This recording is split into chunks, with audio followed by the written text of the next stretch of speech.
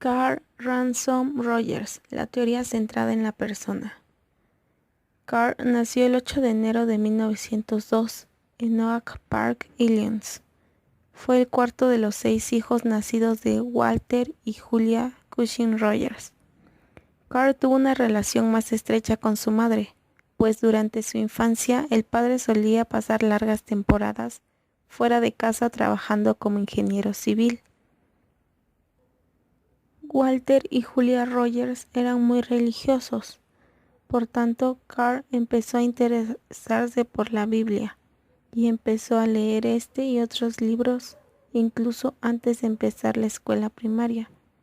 Sus padres también le inculcaron el valor del trabajo, un valor que a diferencia de la religión cultivó durante toda la vida. Rogers tenía la intención de hacerse agricultor y cuando acabó la escuela secundaria entró a la Universidad de Wisconsin para estudiar agricultura. Sin embargo, perdió el interés por esa materia y empezó a interesarse por la religión. Un viaje después que hizo a China para asistir a un congreso sobre la religión fue para ponerse en contacto con líderes religiosos, y estas experiencias le dieron más confianza en sí mismo a la hora de entablar relaciones sociales. En 1924, Rogers entró a la Union Theological Seminary de Nueva York con la intención de hacerse sacerdote. Se inscribió en varios cursos de psicología y educación.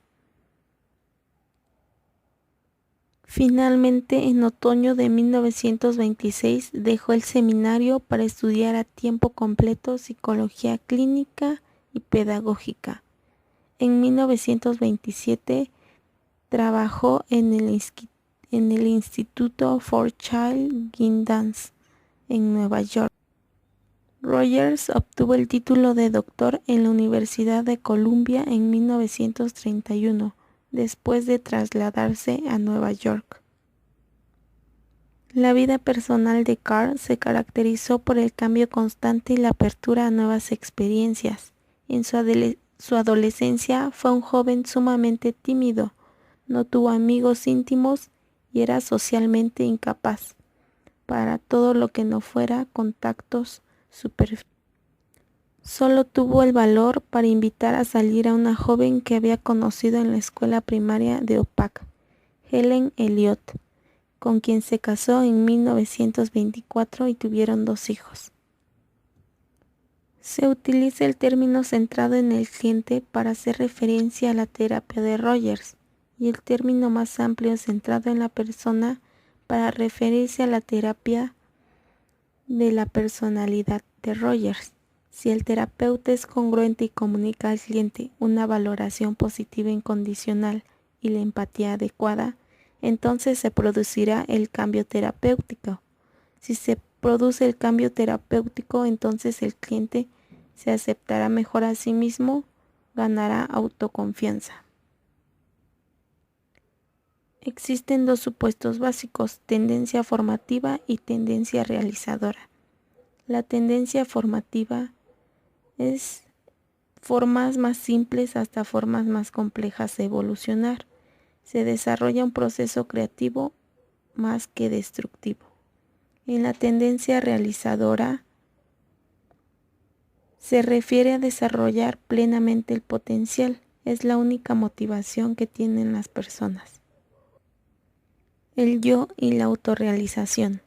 Según Rogers, los niños empiezan a desarrollar un vago concepto del yo cuando una parte de sus experiencias se personaliza y se distingue en su conciencia. Los niños se van haciendo conscientes de su propia identidad a medida que van distinguiendo lo que saben bien o lo que saben mal. En cambio, la autorrealización es una parte de la tendencia realizadora y por tanto no es sinónimo de ella. La tendencia realizadora hace referencia a experiencias organísmicas, es decir, que afecta a la totalidad de la persona, a sus partes conscientes e inconscientes, fisiológica o cognitiva. Es decir, la autorrealización es la tendencia a hacer realidad el yo tal y como lo percibimos en nuestra conciencia. El yo ideal se refiere a la noción que un individuo tiene de sí mismo, tal y como desearía ser. El yo ideal contiene todos los atributos por lo general positivos que las personas aspiran a poseer. Cuando en una persona el yo ideal y el concepto del yo son muy diferentes, estamos ante una personalidad enfermiza.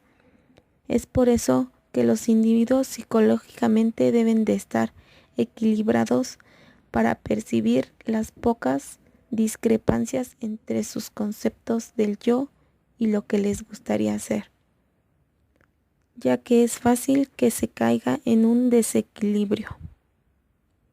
Otro concepto es la conciencia. Sin la conciencia, los conceptos del yo y el yo ideal no existirían. La conciencia como la representación simbólica de una cierta parte de nuestras experiencias.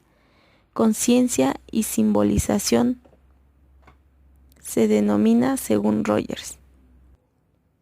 Existen 3 niveles de conciencia. El primer nivel son experiencias que se producen por debajo del umbral, es decir, cuando se niegan las experiencias. En segundo lugar, cuando ciertas experiencias se simbolizan fielmente y se admiten libremente en la estructura del yo. Y en tercer lugar, las experiencias que se perciben de manera distorsionada. Otro concepto importante es la negación de experiencias positivas. Es cuando las personas tienen dificultades para aceptar los cumplidos sinceros y los comentarios positivos, aun cuando se los merecen. Convertirse en persona. Los procesos necesarios son: primero, un individuo debe tener contacto positivo o negativo con otra persona. Esta es la experiencia mínima necesaria para convertirse en persona. Se empieza a apreciar esta valoración positiva y a despreciar la negativa. Es decir, la persona desarrolla una necesidad de sentirse querida, apreciada o aceptada por otras. Es aquí cuando entra la valoración positiva. Y esta solo es una condición previa para la autovaloración positiva. Se define como la experiencia de apreciarse o valorarse a sí mismo. Según Rogers, existen 4 obstáculos para la salud psicológica. El primero, condiciones de valor. Surge cuando la valoración positiva de alguien importante para nosotros es condicional, cuando sentimos que en algunos aspectos se nos aprecia y en otros no. La incongruencia, cuando uno actúa diferente a lo que piensa. Aquí cae uno en la vulnerabilidad. Cuanto mayor es la incongruencia entre nuestro yo percibido y nuestra experiencia organísmica, más vulnerables somos. Actitud defensiva es la protección del concepto del yo contra la ansiedad y la amenaza, mediante la negación o distorsión de las experiencias incoherentes con el mismo. Desorganización, una discrepancia entre una experiencia organísmica y nuestro concepto del yo.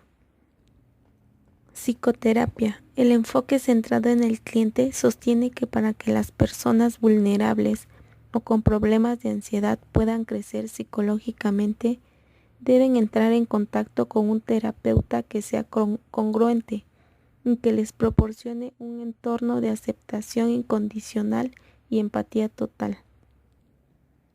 La terapia rogeriana, por tanto, se puede formular en términos, condiciones, procesos y resultados. Las fases del cambio terapéutica entran en el proceso y son 7 fases. La primera se caracteriza por falta de disposición del cliente. La segunda, los clientes se muestran algo menos rígidos. La tercera, Los clientes hablan con más libertad. La cuarta, se empieza a hablar de sentimientos profundos. La quinta, se empieza a producir un cambio y un crecimiento notable. La sexta, experimenta un crecimiento drástico y un avance irreversible. La séptima, son individuos que ya funcionan plenamente. Más adelante, Rogers describió el mundo del mañana y la persona del mañana. En primer lugar, las personas psicológicamente equilibradas serían más adaptables. Por tanto, desde un punto de vista evolutivo, tendrían más probabilidades de sobrevivir. De ahí el término persona del mañana. En segundo lugar, las personas del mañana estarían abiertas a las experiencias, simbolizándolas de manera correcta en su conciencia, en lugar de negarlas o distorsionarlas. Las personas del mañana se escucharán a sí mismas y percibirán su alegría, su enfado, su desánimo, su miedo y su ternura. Una característica relacionada con lo anterior sería la confianza en el yo organísmico. La tercera característica de las personas del mañana sería la tendencia a vivir plenamente el presente. Como estas personas acogen abiertamente todas sus experiencias, vivirán en un estado permanente de evolución y cambio. Lo que viven en cada momento será algo nuevo e irrepetible. Rogers denominó esta tendencia a vivir el presente como vida existencial. Y por último, las personas del mañana aceptan abiertamente todas sus experiencias, disfrutarán de una vida más rica. Filosofía de la ciencia. La ciencia empieza y termina con experiencias subjetivas, pero todo lo que está comprendido entre ambas debe de ser objetivo y empírico. Los científicos deben tener una tendencia a analizar las cosas en profundidad, a estar en armonía con sus sentimientos y valores internos, actitud abierta, confianza en sí mismos y participar en los fenómenos que estudian. Deben interesarse por las ideas nuevas, cuidar de ellas y tratarlas con amor durante su frágil infancia. La metodología precisa impide que el científico se engañe a sí mismo y manipule las observaciones de forma intencionada o no intencionada. El objetivo de los estudios de Chicago fue investigar tanto el proceso como los resultados de la terapia centrada en el cliente. Los terapeutas eran de nivel medio, entre ellos Rogers y otros miembros del equipo docente. La hipótesis básica de la teoría centrada en el cliente afirma que todas las personas tienen en su interior el potencial para entenderse a sí mismas, así como la capacidad y la tendencia a avanzar hacia la autorrealización y la madurez. El método que se utilizó fue el test de percepción temática, la escala de actitud hacia los demás y la escala de madurez emocional. Se usó para comprobar la hipótesis que pronosticaba un diagnóstico clínico estándar. En los resultados se notó una mejoría, pero no se notó un potencial. En la investigación relacionada, se considera la valoración positiva, autoestima y relaciones sentimentales. Es decir, si se tiene una buena comunicación, se tiene una buena autoestima. En la crítica de Rogers, el criterio de refutabilidad de la teoría de Rogers obtiene una puntuación elevada, ya que fue uno de los teóricos que formuló su teoría utilizando una estructura sí entonces, y tal formulación la hace susceptible de confirmación o refutación.